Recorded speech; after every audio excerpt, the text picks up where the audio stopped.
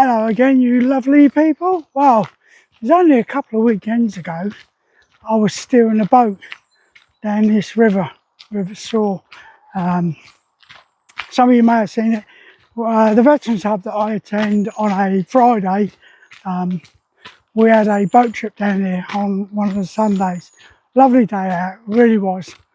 But now I'm walking down the towpath, which I mentioned before. So yeah, it's lovely out here. Good afternoon. So, what I want to talk about now, patriotism. Yeah, some of you may have seen it in the news about the young lady that got sent home from school. She was wearing a Union Jack dress. Now, what it was in the school, it was Culture Day. And this young lady had actually done a sort of speech, done a speech on how she was proud to be British. Yeah, and she wore the same dress that old Ginger Spice wore into school. Good afternoon. And probably got sent home apparently. Now, I'll take the article with a pinch of salt because you know what journalists are like, they spin it and everything just to make a story, don't they?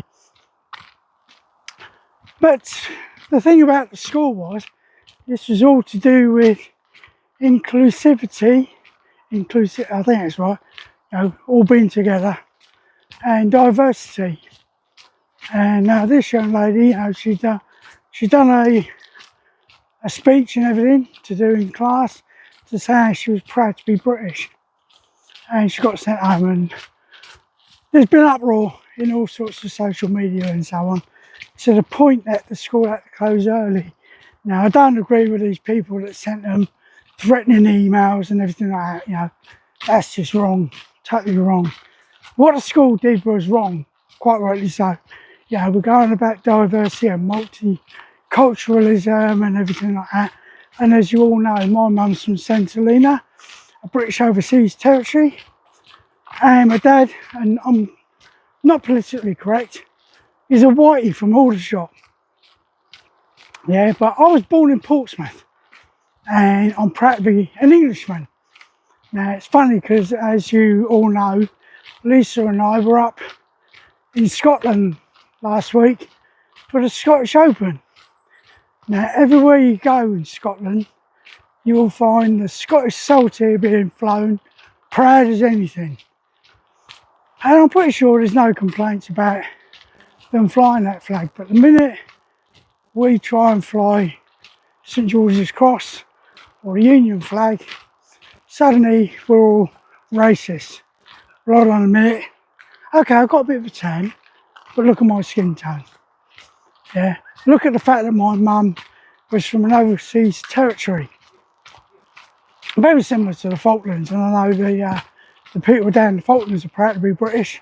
I know the St Helenians are proud to be British. Hello, buddy. Oh, mate.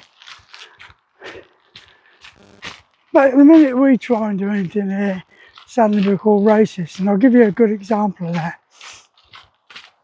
My dad served in the British Army for over 30 years. Yeah, and in his little place down in Hampshire, he got a shed at the bottom of his garden. And he put a flagpole up, run out of St George's flag, and he had someone from the parish council come round to his house and say to him, "Excuse me, you've got to take that down." And Dad said, "Why have I got to take it down?" "Oh, well, it's offending some Herbert over the road there, the fact that you're flying a St George's flag." And my dad turned around and said to the councillor, "I'm an Englishman, that's an English flag, therefore I'm entitled to fly the English flag. Not only that, I'm serving, at the time he was still serving, I'm serving in the British Army." So the councillor said to him, "Well, Mr Clark, if you don't take it down, we'll take it down." To which my dad replied, "Come into my garden, son, and try and take that flag down, you'll take the consequences." Because his dad quite rightly said, you know, it's an English flag. And I mean, it's the same when you hear these things about, you know, the burning of the Quran. I personally, for me, it's their Bible, you know, and it'd be the same as a Christian if someone was to burn our Bible. Some people are getting up to you about it. But what I do disagree with is the fact that those same people, yeah, will quite openly burn the UK flag, yeah, and they'll get away with it. But the minute a British person was to go and burn their Quran, yeah, there'd be uproar. Hold on, double standards as far as I'm concerned. Yeah. But like I say, I got a flagpole. Some of you have probably seen it where I flew the VE Day flag. I also flew the Armed Forces Day flag from my flagpole. Yeah, and it was a case. Good day. It was a case of, you know, it's up there. I will purchase a St George's flag, and I will purchase a Union flag, and I'll fly those proudly. Because, like I say, I'm an Englishman. I'm not into any sort of weird one for heritage or anything. Now, one of the things that I do get upset about is people that have lived in this country for donkey's years and can't speak a word of English. Now, to me, that's just laziness. Yeah, you've moved to this country, you know, you want to live here for the rest of your lives. I've got friends. Hello, boss, how we doing? Not too bad at all, matey. But they come over and they don't try and mingle with the rest of society. That's wrong. Yeah, it's the same with this thing with the immigrants. You know, they want to escape all that sort of oppressive culture and then come here and they want to put that same process in place here. Hold on a minute, you've just got away from there. But yeah, it's wrong. I mean, 1982 I got posted to Germany for the first time in my life, yeah, from Tidworth. And my first night in Senlager, I was attached to the Royal Scots Dragoon Guards in Athlone Barracks. And the first night in Germany, I'm downtown with the boys, and they were teaching me, hold on,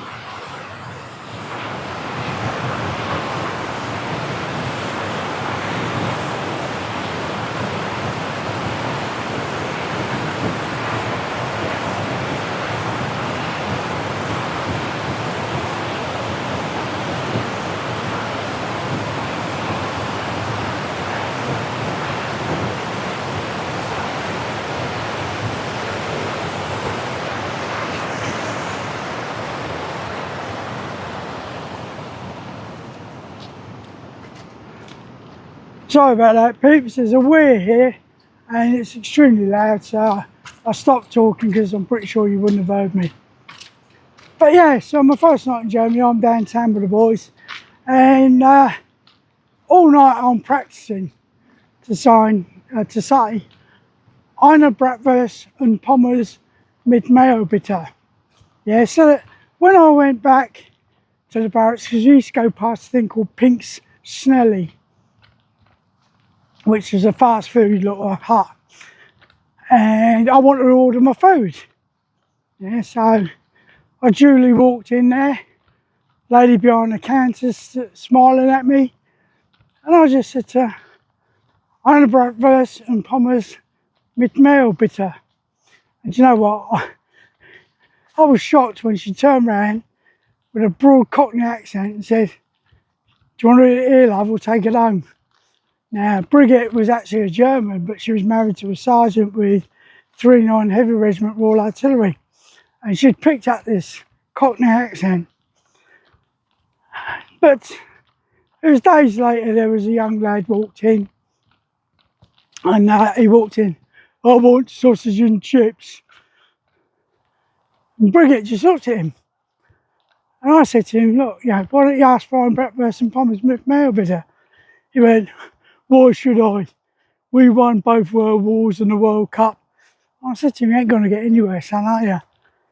And sure enough, after a while, he relented and asked for it in German. And again, Brigette looked at him and went, do you want to do it here, love, or take it home? But while I lived in Germany, I tried my best to try and speak German. I wasn't fluent by any means. I call it pidgin German. But it was enough for me to say hello and try and ask for whatever I wanted. And I got by. So it really annoys me when I see people that go abroad and won't even try. The Brits are worse at it, to be honest. They expect everyone to speak English. Yeah, but when you come over to this country and you just don't bother to try and pick up even the basics, and you've been here 30, 40 years, that does annoy me. Yeah, it would be the same as me going out to their country and not learning the language. I picked up a bit of Serbo-Croat when I served in Bosnia. Yeah, just enough to get me by and to act friendly, if anything. That's what we were all about.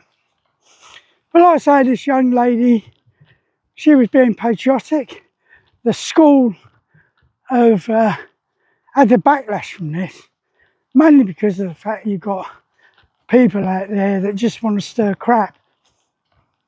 But I do think that the school should have looked at things before making that decision. But that is down to the fact of today, you can't do right for doing wrong. I mean, I had an incident when I was a cadet force instructor where we thought we were doing the right thing, and we ended up getting pulled up by the headquarters because we'd segregated this person. But the thing was, we did it because the other cadets, or the female cadets, the parents had said, well, if you allow this person to go in the same dormitory as our girls, the girls won't go on camp. Well, that's spoiling it for everyone. So we gave the person a separate room, separate toilets, and then we got slated for the fact that we'd segregated them. So like I say, you can't do right for doing wrong, can you? So, patriotism, as I say, I am proud of being an Englishman. I am proud of being British. But what did make me laugh, while Lisa and I were in Beamish, they just opened up a cinema that they took down from one place and rebuilt in Beamish Museum. And we went in there and they were showing a film. It was a day in the life of Ryhope, one of the villages near Beamish. And they did warn us. They said, you know, at the end, we played the national anthem. And I explained to the girl that in St Helena, they do exactly the same thing and everyone stands up. Yeah, well, it was quite funny. When the national anthem came on, it was God Save the Queen, because it was the cinemas dated from like 1950s. Suddenly there was a mass exodus at the door. I stood proudly to attention. Lisa stood to attention alongside me. Yeah. But the rush to get out the door when the national anthem came up was amazing. And this is why I say about patriotism. People are patriotic when they want to be. Yeah. Things like football, you know, when suddenly the England team is in the World Cup or whatever, suddenly they all become patriotic. Yeah. But if you're going to be patriotic all the time, not now and again. Like I say, I'm one of these people that I'm proud, extremely proud, and I'm hoping that I've instilled that pride in my family, in my son, my granddaughters. Well, Mackenzie's only coming up for 2, so it'll be later on, but Lily, you know, and we have this patriotism and we have this respect. So let's see how it goes. Anyway, enough of that old waffle. If you're new to this channel, please consider subscribing. Not telling you what to do. We don't do that on this channel, do we? No, we don't. You got your own minds. But if you do subscribe to my channel, do us a favour. Drop a little comment and say, hey mate, this is me from blah blah. Yeah. And I'll subscribe to your channel. Because what I like to do is reply and get some interaction going. Yeah. There's loads of these YouTubers out there, got millions of followers, haven't interacted with any of them. But they've got millions of followers. Now, I wouldn't expect them to interact with all of them, but I would at least expect some sort of reply if someone sent them a message. So please, drop me a line. So, if you're out there and you're working, really sorry guys, I know what it feels like. But if you're not working, get yourself out in this sunshine while we've got it again. Yeah, get some sun there. So to all of you out there, please take care of yourselves, stay safe, and as me and Keith always say, let's tab.